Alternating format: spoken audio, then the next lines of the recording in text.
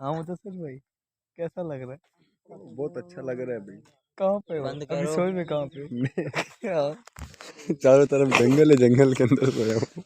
ये रात में लोग बना रहा है तो भाई। हाँ ये नुमान भाई ये कौन सी जगह है?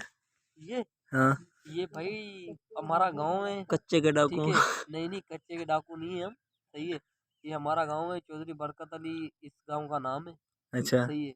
और यहाँ पे हम सो रहे हैं। ठीक है, बहुत प्यारी जगह है। अच्छा ये हम कहाँ सो रहे हैं? ये छत के ऊपर सो रहे हैं या फिर नहीं, ये टिब्बे के ऊपर सो रहे हैं। टिब्बे के ऊपर? हाँ ये टिब्बा है। तो मादनी जबान में इसको बोलते हैं धड़ा। धड़ा। मौजूदार होता है ना जो। बंद ये कर इसको यार। ये मुदस्सिर भाई एक गोली खाई हुई है इसने। ये दार भाई पूछ रहे कौन सी गोली खाई है?